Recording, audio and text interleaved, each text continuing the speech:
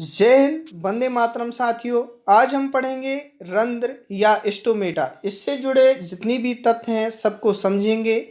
इससे पहले स्टूडेंट मैं बता दूं, आज की जो हमारी क्लास है वह कक्षा 10वीं अध्याय 6 के जय प्रक्रम के अंतर्गत जो पार्ट पढ़ रहे थे उसके अंतर्गत ये दूसरा पार्ट है। पिछले पार्ट में हमने प्रकाश संश्लेषण व वाष्पोत्सर्जन के बारे में विस्तृत जानकारी ली थी और पोषण की विधियों के बारे में जाना था। यदि आप उस पार्ट को देखना चाहते हैं तो वीडियो के डिस्क्रिप्शन में लिंक दी गई है, आप वहां पर जा कर के देख सकते हैं। आज हम स्टोमेटा के बारे में विस्तृत जानकारी प्राप्त करेंगे।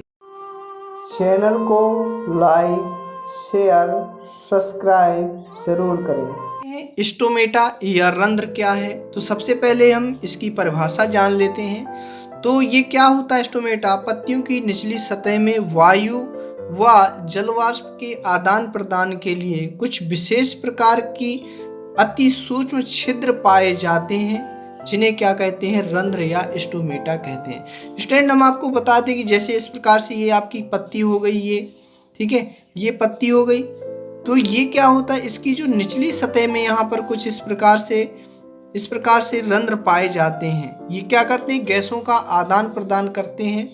इन्हीं को क्या कहते हैं? रंध्र या स्टोमेटा कहते हैं। परिभाषा की बात अब हम देखेंगे स्टोमेटा की संरचना। तो संरचना में सबसे पहले हम ये बताएंगे कि जैसे ये मान लीजिए ये क्या है? ओपन स्टोमेटा, खुला रंध्र है, और ये क्या है? क्लोज्ड है, ये बंद रंध्र है। ठीक है, तो इसमें जो सबसे बाहरी त्वचा जो इस प्रकार से आप देख पा रहे होंगे, तो ये क्या है? इसकी बाह्य त्वचा है, ये देखिए। और इसके बाद बाह्य त्वचा के बाद ये जो सेल्स दिखाई दे रहे हैं इस तरीके से ये आपकी क्या कहलाती है? इसकी सहायक कोशिका है, जो द्वार कोशिका की क्या करती हैं? हेल्प करती हैं। अब द्वार कोशिका क्या है? ये जो इस प्रकार से यहाँ पर ये जो सेल्स पाई जाती है इसको क्या बोलते हैं? द्वार कोशिका। द्वार कोशिका का काम क्या होता है कि स्टोमेटा को खोलना या बंद करना। ये जो अपना जो द्वार कोशिका है, स्टोमेटा को खोलना व बंद करना इसका काम होता है। अब बात करेंगे द्वार कोशिका की बात। यहाँ पर ये जो सेल्स होती हैं तो इनको क्या बोलते हैं? रक्षक कोशिका। जो इन कोशिकाओं की दोनों की क्या करती है? ये रक्षा करती है, इसलिए इसका नाम क्या हो जाता है? रक्षक कोशिका। और इसमें एक केंद्रक भी पाया जाता है। ये देखिए दोनों में क्या है? ये केंद्रक पाया जाता है, न्यूक्लियस। और इसमें कुछ हरे रंग की इस प्रकार से ये डॉट के रूप में ये जो संरचनाएं होती हैं इसको क्या कहते हैं? हरित लवक या क्लोरोप्लास्ट कहते हैं, जिसे किचन ऑफ प्लांट कहते हैं। और इसकी खोज किसने की थी? शिम्पर नाम के वैज्ञानिक ने इसकी खोज की थी। अब स्टोमेटा के बारे में कुछ पॉइंट जान लेते हैं। तो सबसे पहला पॉइंट है कि द्विबीजपत्री पत्तियों में जो वर्णरंध्र होते हैं वे कैसे होते हैं? बिखरी हुई अवस्था में पाई जाती हैं। वहीं अगर बात करें एक बीजपत्री पत्तियों में, तो इसमें जो वर्णरंध्र होते हैं वे कैसे होते हैं? समांतर रूप में व्यवस्थित होते हैं। अब हम देखेंगे रंध्र के खुलने व बंद होने की प्रक्रिया को। आपसे एग्जाम में भी पूछा जाता है कि रंध्र के खुलने व बंद होने की प्रक्रिया को समझाइए।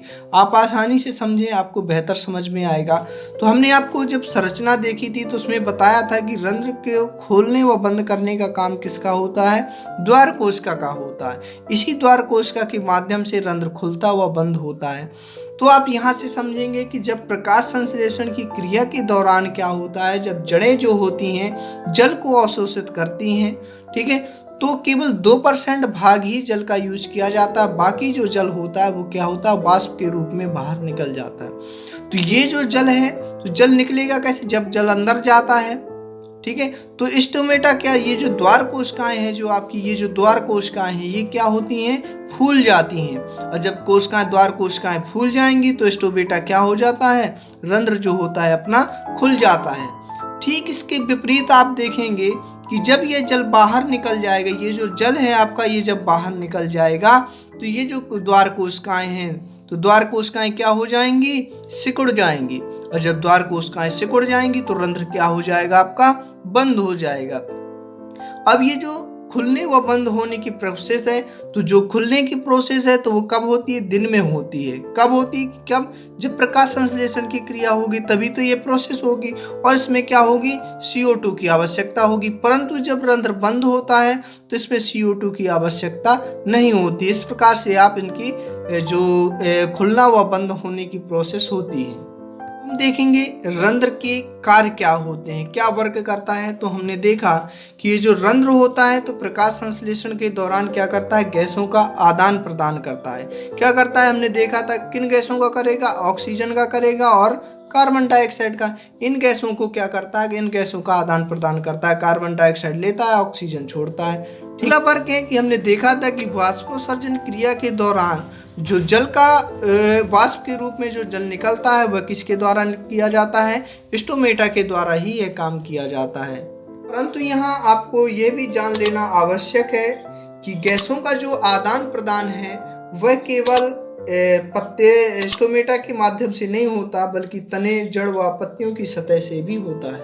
हम अगला पॉइंट देखेंगे कि क्या होता है कि स्वपोषी जो पौधे होते हैं प्रकाश संश्लेषण के दौरान ऊर्जा की पूर्ति तो कर लेते हैं, लेकिन इन्हें शरीर निर्माण के लिए कुछ कच्ची सामग्री की भी आवश्यकता होती है, जैसे कि नाइट्रोजन, फास्फोरस, मैग्नीशियम, आयरन।